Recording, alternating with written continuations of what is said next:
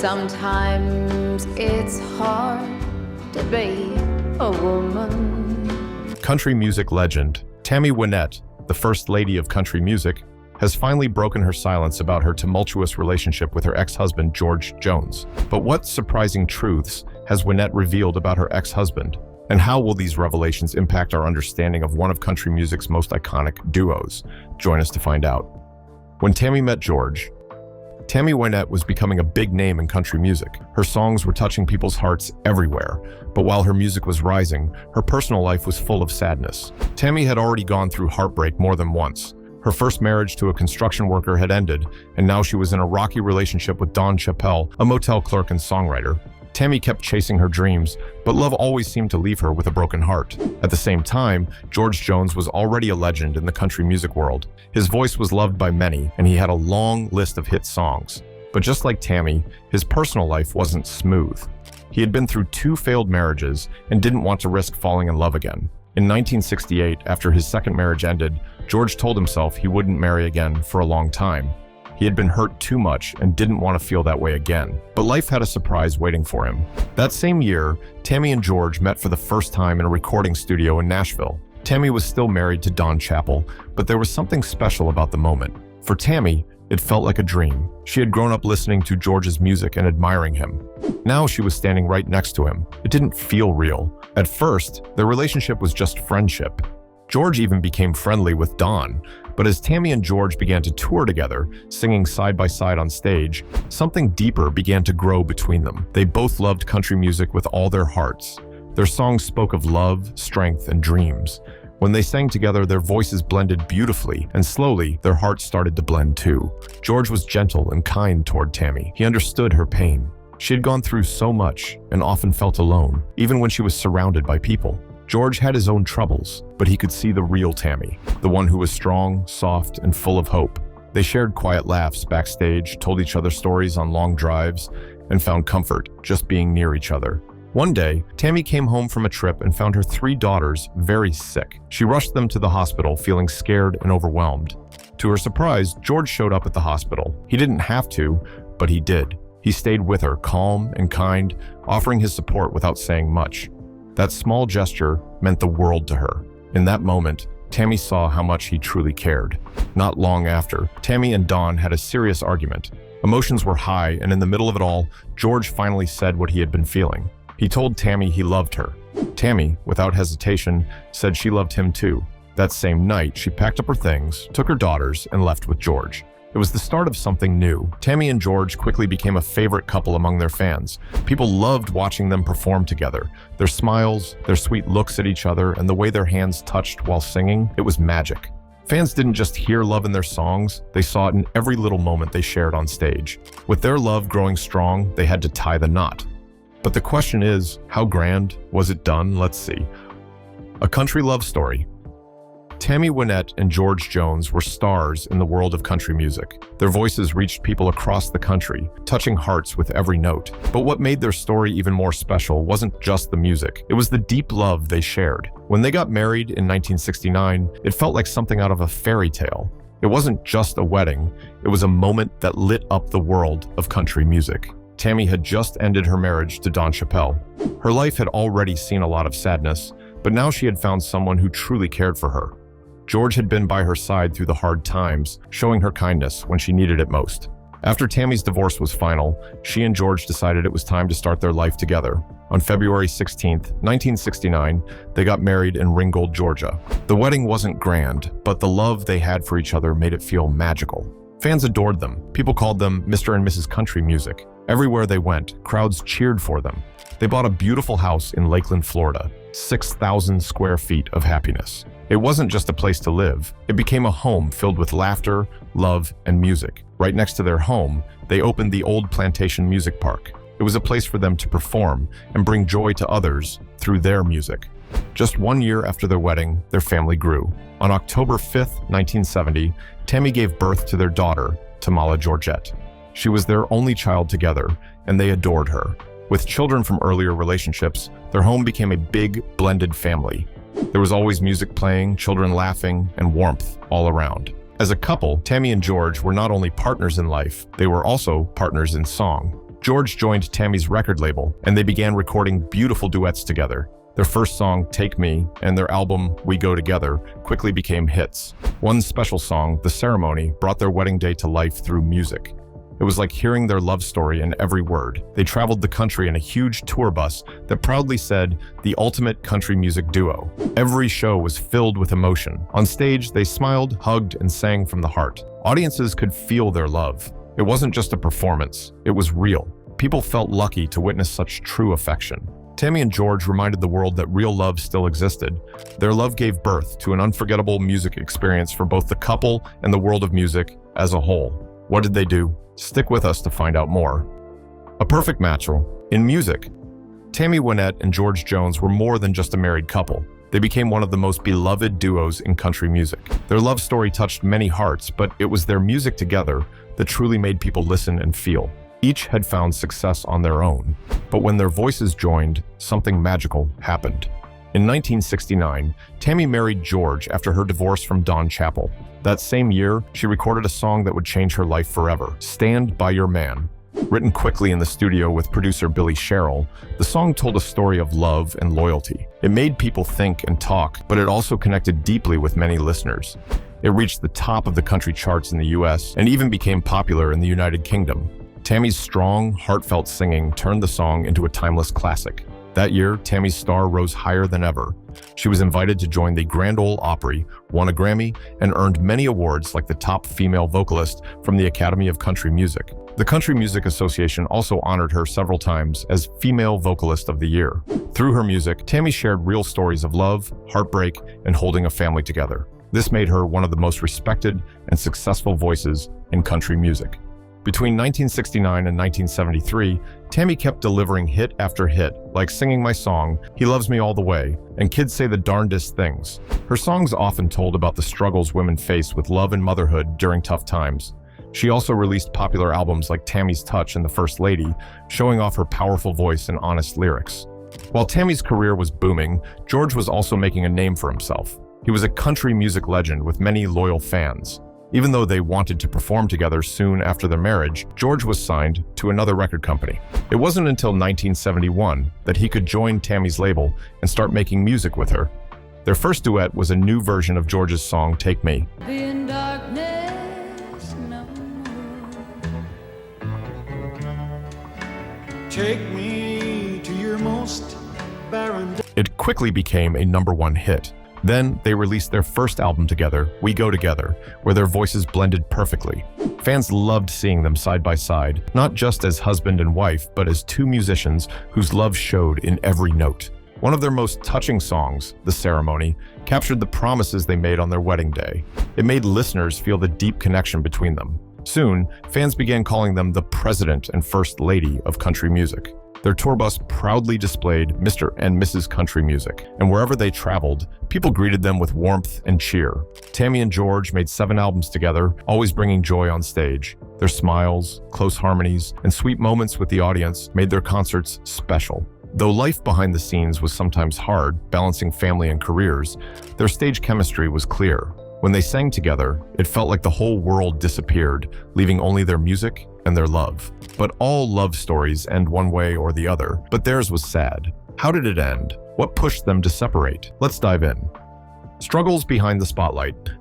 Tammy Wynette and George Jones were once called the ultimate power couple in country music. Their songs touched people's hearts, telling stories of love, pain, and hope. On stage, they looked perfect together. Fans believed their love was real. But behind the curtains, their life was much harder. Their relationship was filled with sadness, fear, and confusion. They got married in 1969, and to the outside world, it seemed like a dream come true.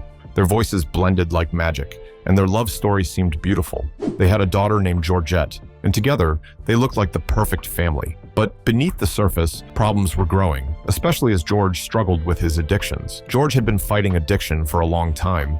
He drank too much and used drugs. Tammy hoped their love could help him change. She tried hard to keep him safe, sometimes hiding his car keys so he wouldn't drive drunk. She watched over him, wishing he would put their family first. But George's addiction was strong. One day, he surprised her by riding their lawnmower into town just to buy more alcohol. The idea of a famous singer riding a lawnmower made headlines, but for Tammy, it was painful, not funny. As time passed, George's behavior became unpredictable. When he drank, he was not the gentleman Tammy loved. Sometimes he disappeared for days, leaving Tammy to care for their children alone and perform by herself. Moments of peace were rare. Tammy often felt tired, lonely, and overwhelmed. One night was especially frightening. Tammy shared in her memoir how George, drunk and angry, chased her around their house with a firearm. She ran away scared, unsure of what would happen next. George was sent to a hospital for 10 days after that night. Though he later denied it, Tammy never forgot the fear she felt. In 1973, Tammy wanted a divorce but decided to give their marriage another chance because she still loved George and hoped things could get better. They even made a song called "We're Gonna Hold On," showing they tried to fight for their love. But George kept running away from their problems. He missed recording sessions and even bought a new car impulsively before disappearing to Florida. This left Tammy struggling to keep their family together. By late 1974, Tammy could no longer carry the burden. She chose to leave George for good. Their divorce was final in January 1975. Tammy quietly left with their daughter, their tour bus, and their home, not seeking drama or revenge. Her main goal was to find peace and keep her children safe. Tammy once said George had trouble accepting happiness. Even when good things happened, he pushed them away, hurting himself and those who loved him. Tammy knew she could not live in fear forever. She had tried to help George, but realized she needed to care for herself too. Even after they separated, Tammy and George still sang together. Their fans held on tightly, not ready to let go. Their songs became more than just love stories. They spoke of real struggles, healing, and strength. What were their lives like after the separation? Let's find out. Tammy's new roads. After Tammy Wynette's marriage with George Jones ended, she was left with many feelings: sadness, worry, and pain. But even though her heart was tired, Tammy never lost hope in love. She believed happiness was still waiting for her. The years that followed brought new faces, fresh chances, and important lessons learned through tough times. Soon after her divorce, Tammy began dating Rudy Gatlin, a bandmate and brother of singer Larry Gatlin. Their time together was short but sweet. Still, not everyone was happy about their relationship. Friends and family, including Larry, didn't approve. Then, something frightening happened. Tammy's house caught fire under strange circumstances. Rumors flew, and some even blamed Rudy. The pressure and gossip grew so strong that Tammy and Rudy quietly parted ways. Not long after, something unexpected happened. Tammy started seeing Burt Reynolds, a famous actor she met while working on a TV show. They felt a strong connection right away, but kept their love secret because they both wanted privacy. They spent quiet, happy days at Tammy's home in Florida. One night, Burt got very sick in the bathtub. Tammy found him unconscious and saved him just in time. Doctors said Burt's blood sugar was dangerously low. That scary moment made Tammy realize Burt wasn't ready for a serious relationship. Even though they cared for each other, she chose peace over uncertainty and let him go. Still, they stayed good friends for many years. Then came Michael Tomlin, a real estate developer introduced to Tammy by a friend. Their love grew fast, and soon they married in a grand celebration at her Nashville home. Michael seemed charming and successful, with fancy cars, private jets, and expensive champagne. But Tammy soon saw the truth. His wealth was mostly for show. Friends said he rented furniture and exaggerated his life. The biggest shock came on their honeymoon in Hawaii, when he dangerously tried to fire a firearm on the beach. Tammy and her children were terrified. The marriage ended suddenly, just 6 weeks later. Despite the pain Tammy faced again and again, she kept hoping for love to find her once more. And it did, in a quiet, unexpected way. George Ritchie, a songwriter, producer, and music publisher, had worked with Tammy for years. His music had been sung by legends like George Jones, Merle Haggard, and even Tammy herself. As they spent time together working, their friendship grew into something deeper. George stood by Tammy through her hardest moments, comforting her in the hospital, helping with her music, and offering steady support. One evening, after a long day in the studio, George told Tammy he loved her. Tammy surprised everyone by saying yes. They married in 1978. George became not only her husband, but also her manager. He wanted to build a new life for them, so he made bold changes, letting go of some of Tammy's old team members to create a fresh start without reminders of the past. He took charge of her money and career, guiding her toward new goals. A second chance for George. In 1981, George Jones's life began to change when he met Nancy Sepulvado, a calm and kind woman from Louisiana. Nancy wasn't looking for fame or excitement. She was peaceful, strong, and caring. Just what George needed during a hard time in his life. Nancy was a single mother who didn't drink, party, or live the wild life like George often did. When they first met, it wasn't love at first sight, but something about George touched her heart. She saw past his messy lifestyle and the troubled man behind the public image, a man quietly searching for help and hope. For many years, George struggled with addiction. Alcohol and drugs controlled him, causing him to miss shows, break promises, and hurt the people who loved him. Fans called him No-Show Jones because they never knew if he would show up. Still, Nancy believed he could change, and she didn't just hope, she acted.